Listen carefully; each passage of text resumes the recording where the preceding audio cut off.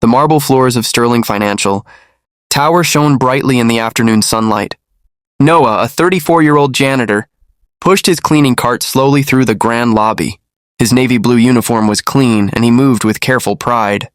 Once, he had owned a small construction company, but after losing it during hard times, he took this job to provide a safe life for his 6-year-old daughter, Jenna Noah. Noah had learned to swallow his pride and focus on what really mattered, his little girl. Above him, on the executive floor, Genevieve, the powerful CEO of Sterling Financial, had just finished a tense board meeting. Her eyes drifted toward the lobby. That's when she noticed a small, blonde-haired girl sitting alone on a leather bench. She looked about 7 and she was shaking. Her face was red and she seemed to be struggling to breathe. Something was wrong, and it pulled Genevieve's attention instantly. Noah also saw her. He knew immediately that the girl was in distress. A child in trouble always touched his heart, reminding him of Jenna. Noah quietly parked his cart and walked toward the little girl, moving carefully so as not to frighten her. But what Genevieve didn't know was that Noah was about to step into this moment in a way no one could have imagined. Before we move forward, tell us in the comments, where are you watching from and what time is it right now? And don't forget to like and subscribe to Black and Wronged for more heart-touching stories. Let's get started. Brenda, a 7-year-old girl, sat alone on the leather bench, her small hands gripping the edges. Her face was red and her breaths were quick and shaky. Tears ran down her cheeks as her chest rose and fell rapidly. Her nanny had stepped away for a moment, leaving her alone with her worries. Brenda's parents' recent divorce had made her world feel uncertain and scary. Now the anxiety overwhelmed her little body, making her feel trapped. People walked past, some glancing briefly, but no one stopped. The bustling lobby felt cold and uncaring to Brenda, though she just wanted someone to notice.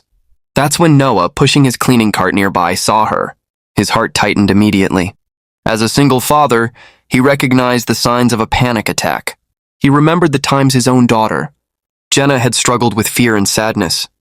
Noah knew he could not just walk away. He slowly parked his cart and took a careful step toward her. His calm presence was meant to bring comfort, even before he spoke. Oh, would this quiet janitor really be able to help a stranger's daughter in such a frightening moment? Noah knelt down beside Brenda, keeping his voice soft and gentle. "Hey, sweetheart, are you okay?" he asked. Brenda looked up at him with wide, tear-filled eyes but didn't answer. She was too scared and overwhelmed. Noah thought quickly. He remembered how his daughter Jenna sometimes calmed down when he made small distractions. From his cleaning cart, he pulled out a small bottle of bubble solution. He smiled and whispered, "Do you know what I do when I feel scared? I make magic bubbles." He carefully dipped the wand into the solution and blew a few glowing, shimmering bubbles into the air. Brenda blinked, amazed. She watched the bubbles float slowly around her. For the first time in minutes, her breathing started to ease. Noah knelt beside her and explained gently, "These aren't normal bubbles. They carry away your worries. When you blow them, your scared feelings float up to the sky and disappear." Brenda's hands shook slightly as she reached for the wand, mesmerized by the colorful floating bubbles. But would Brenda believe in the magic, or would her fear continue to take over? Brenda slowly took the bubble wand from Noah, her small hands trembling. "Try blowing gently," Noah encouraged. "Take a deep breath in and slowly out." She did as he said, and a shiny bubble floated up into the air. Then another followed, and her breathing began to slow. The panic that had gripped her started to fade little by little. Noah smiled warmly. "See? The bubbles only form when you breathe slowly. You're doing perfect." Brenda giggled softly as she tried again, watching the colorful bubbles drift around her. Each bubble seemed to carry away a little bit of her fear, and a small spark of calm appeared in her eyes. From above, Genevieve watched quietly, her curiosity growing. She had seen employees and children face stress before. But the calm, gentle way Noah handled Brenda amazed her. The CEO knew this was more than just luck, it was skill and care. Would Noah's gentle magic be enough to completely calm Brenda, or would her fear return?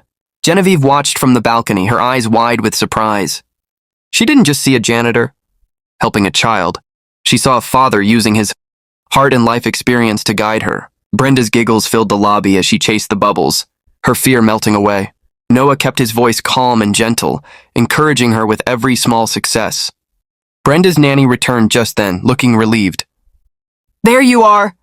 she said, hugging the little girl. I was so worried. Brenda pointed to Noah with a bright smile. I was making magic bubbles with my friend, she explained.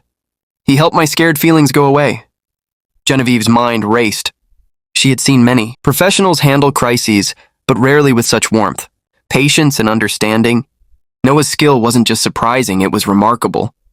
Here was someone who could notice, care, and act without hesitation. She realized that actions like this often revealed more about a person than any resume or job title ever could. But would Noah's quiet act of kindness be noticed beyond the lobby, or fade away unnoticed?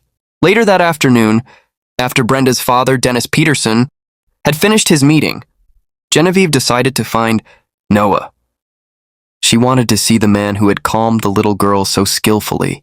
She found him in the maintenance room, carefully organizing cleaning supplies. Noah looked up, surprised. Yes, ma'am? He asked politely. Is there a problem with my work? Quite the opposite, Genevieve said with a warm smile. I saw how you helped that little girl in the lobby. That wasn't just kindness, it was real crisis management. You stayed calm, patient, and reassuring. Where did you learn to do that? Noah hesitated, then spoke honestly. I'm a single father. My daughter Jenna sometimes gets anxious. I've learned what helps her. I also managed construction crews before, so I know how to stay calm in stressful situations. Genevieve nodded thoughtfully. She had seen many professionals handle crises, but few with Noah's skill and empathy. She knew immediately that he had a rare talent. Genevieve was about to offer Noah a chance that could change his entire life. Would he accept it? Genevieve took a deep breath. Noah, what you showed today is exactly what we need in this company. We are expanding our employee wellness programs. People like you, who understand stress, who care, are priceless.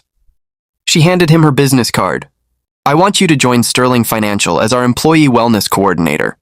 You would help our staff handle stress, conflicts, and personal challenges. You would make sure every employee feels supported and valued. Noah froze, stunned. But ma'am, I don't have a degree for this kind of position, he said softly. Genevieve smiled kindly. You have something far better, real experience, empathy, and the ability to stay calm under pressure. That can't be taught in school. Noah's heart raced. He never imagined a janitor could be offered such an important role. This was more than a job, it was a chance to use his life experiences and kindness in a meaningful way. Would Noah step into a role far beyond his dreams?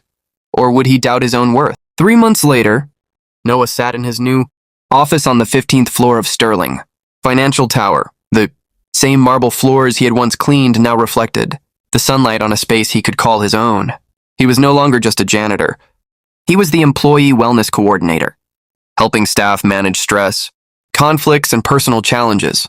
His salary allowed him to move Jenna to a better school, and his flexible schedule gave him more time to be present in her life. More importantly, Noah discovered that his natural ability to connect with people, calm fears, and offer empathy was not just a personal trait, it was a real professional skill. Brenda often visited with her father. Dennis Peterson and her friendship with Jenna grew. Parents and employees alike began to notice the positive changes Noah brought to their lives.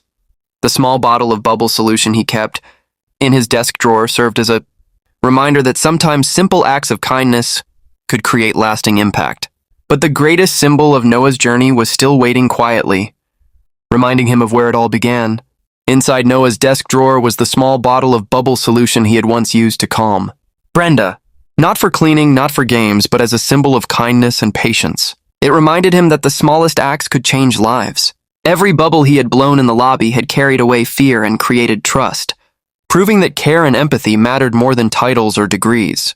The marble floors of Sterling Financial Tower still gleamed under his watchful eye, but now Noah walked them as a leader.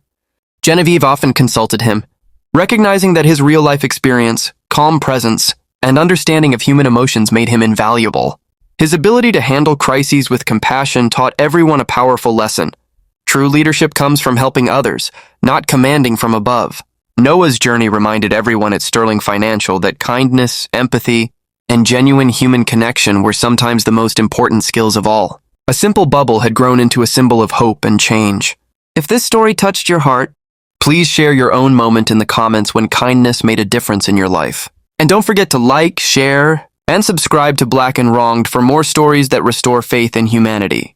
And sometimes the smallest act of care can lead to the biggest changes. Who knows whose life you might touch next?